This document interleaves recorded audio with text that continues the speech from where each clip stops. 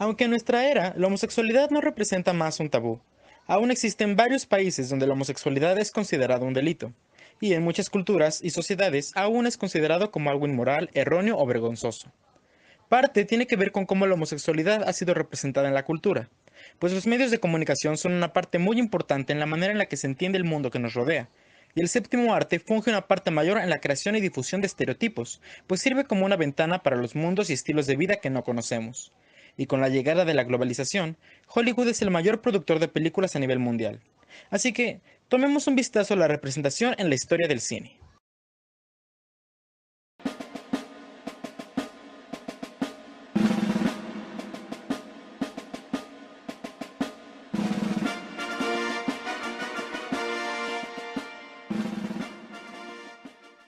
The Gay Brothers de 1895 es la primera muestra de homosexualidad en el cine. Esta cinta muestra que las relaciones entre personas del mismo sexo eran de hecho más aceptadas que en décadas posteriores. Por eso en Wings de 1927, Jack puede besar a David sin enfurecer a la gente. Y dicha cinta fue la primera en ganar a mejor película en los premios de la Academia.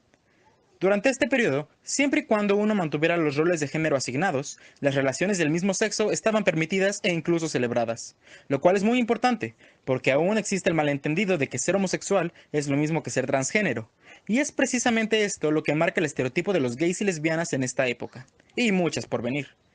Para los hombres homosexuales, el estereotipo era el maricón, lo que significa un hombre afeminado, el cual sería ridiculizado. ¿Cómo hace este hombre cuando ve al personaje de Charlie Chaplin besándose con quien él piensa es otro hombre? De este concepto nacen demasiadas expresiones, sobre todo en el idioma inglés, como sissy o pansy, e incluso el color lavanda era asociado a la feminidad masculina. I designed the costumes for the show, not the doors for the theater. I know that. If you had, they'd have been done in lavender. La contraparte de esto era la machorra, mujeres que usaban trajes, sombrero y cabello relamido. En Morocco, una mujer actúa en el escenario usando un tuxedo, y luego besa a otra mujer. Pero este tipo de interacción lesbiana explícita era ocasional. Incluso en Morocco, el beso pasa al inicio, y luego ella pasa el resto de la película tras el personaje de Gary Cooper. Pero luego ocurrió la Gran Depresión, y los estudios estaban desesperados porque la gente entrara a los cines, así que optaron por el escándalo, con violencia, desnudez y homosexualidad. La señal de la cruz es un gran ejemplo de esto. El emperador Nero tiene un esclavo que es su amante implícito. La emperatriz demanda ser desvestida por mujeres e incluso hay una escena con un baile erótico de mujer a mujer. Pero esto no le pareció a varios grupos de católicos que se organizaron para boicotear este tipo de películas. La Iglesia Católica incluso creó la, y no es broma, Legión de la Decencia, para restringir conductas anormales en películas, lo que ayudó a crear el Código de Producción de 1934, lo que estipulaba lo que podía y no podía mostrarse en películas, lo que frustró a varias creaciones artísticas, como cuando se intentó adaptar la obra de Samuel Goldwyn, The Children Hour, que trata sobre rumores de lesbianismo entre dos maestras en una escuela para mujeres. En la película tuvo que ser cambiado a dos mujeres peleando por un hombre. En otras adaptaciones, la homosexualidad era borrada de la historia de la película. En El largo fin de semana, se cambia la confusión sexual por bloqueo creativo. The Brick Fox Hole, una novela sobre la homofobia, se transformó en Crossfire, una película sobre antisemitismo. El personaje de Joy Cairo en The Maltese Falcon es homosexual en el libro, pero esto tuvo que ser sugerido como subtexto en la película. Un ejemplo de estas estrategias era tener al personaje homosexual casado para disimular su verdadera condición, como en Top Hat. Aquí dos hombres incluso se besan mientras la esposa observa. Go right ahead, boys. Don't mind me. Pero la manera más fácil de tener un personaje homosexual en las películas era hacerlos villanos, preferiblemente nazis. Un nazi que resulta ser mujer, un nazi ensaboteador que es afeminado, y en la película de Hitchcock, Rope, los villanos son dos homosexuales homicidas que hablan sensualmente sobre los placeres de estrangular a un hombre. Tremendously exhilarated. How did you feel? Laird Krieger hizo toda su carrera en interpretar psicópatas gay, mientras las lesbianas eran mujeres raras y extrañas o mujeres toscas, frías y desalmadas, y casi siempre todos estos homovillanos morían al final de la cinta. En Rebelde sin causa, un hombre es acosado por su sexualidad y después muere. En Suddenly Last Summer, un hombre gay es asesinado por una turba. lo cual es muy parecido a lo que Disney hace con sus personajes, a lo que se le llama queer coding, lo que es simplemente incluir aspectos negativos en un personaje homosexual para que estos sean relacionados con la orientación sexual. Jafar, por ejemplo, usa maquillaje y habla en un modo sensual. Úrsula, que fue basada en la drag queen Divine, es vanidosa, sexual y con una imagen exagerada. Hades, con su extravagancia y amaneramiento. Radcliffe de Pocahontas usa moños, está obsesionado con la imagen y usa únicamente ropa de colores rosado y morado.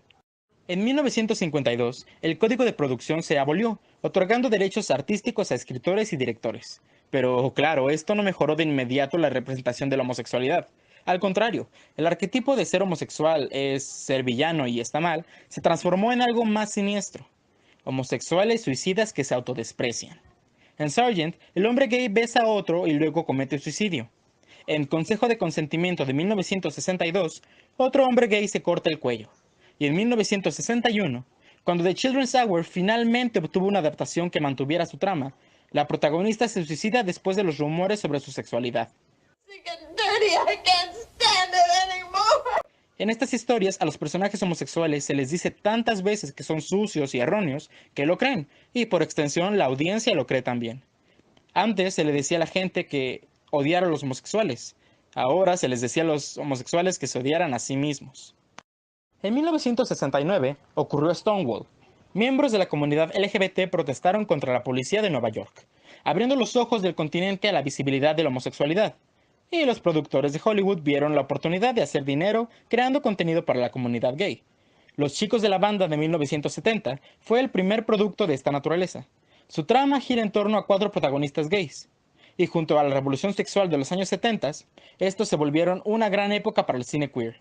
Sunday, Bloody Sunday, Vaquero de Medianoche, Cabaret y Haciendo el Amor fueron cánones en la representación de la homosexualidad como la conocemos hoy en día. Pero para los años 80, los homosexuales fueron apuntados de nuevo con luz roja gracias al brote del virus del SIDA, y así el estereotipo del villano homosexual resurgió. Pero muchas producciones independientes de bajo presupuesto, como Burning Flames, Mala Noche y Ella debe ser vista, presentaban una nueva identidad queer, lo que se podría llamar el nuevo cine queer, que resurgió en los últimos años de los 90 con películas como Mi propio privado Idaho, el documental París se quema y Poison, películas que muestran a estos marginados celebrando sus estilos de vida no convencionales.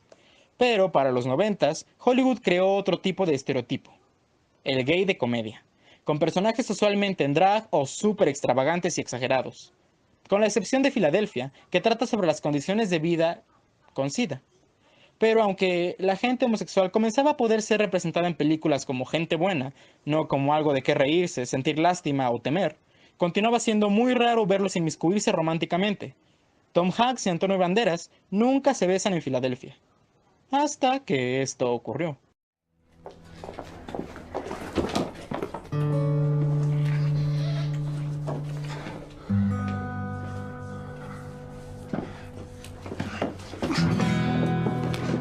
Es imposible describir qué tan importante Brokeback Mountain es en la historia del cine queer, y del cine en general. Nos presenta un verdadero romance entre 2 hombres, 2 personajes de carne y hueso, de los cuales ninguno se suicida, lo que le valió nominaciones a 8 Óscares, de los cuales ganó 3. No ganó mejor película, pero no lo necesitó, para crear un enorme cambio en la percepción popular sobre la homosexualidad. La lección es que la ficción importa. El cómo representamos a las personas en los medios cambia la manera en que pensamos sobre el otro, cómo tratamos al otro y, últimamente, cómo nos sentimos sobre el otro. Pero la historia no es una línea recta. No nos volvimos simplemente más tolerantes. Fue un sube y baja enorme. La imagen afeminada de los años 20 no era de ninguna manera positiva, pero por lo menos era visible, más de lo que podemos decir de la represión causada por el código de producción posterior. Ahora, podemos llamar la era dorada del cine queer, con representaciones más variadas, que entienden que la orientación sexual de una persona es tan solo un elemento de la personalidad de un ser humano. Pero la batalla nunca está ganada. Aunque ahora se cuenta con una mayor representación, la mayoría de las producciones sobre homosexualidad nos hablan de historias de superación y de amor. Boy Erased, Love Simone y Llámame por tu nombre, que aunque son grandes películas que amamos y disfrutamos, debemos trascender a la siguiente frontera. Necesitamos ver piratas gays, astronautas lesbianas, superhéroes bisexuales, estrellas transgénero, personajes cuya orientación sexual no defina su arco argumentativo.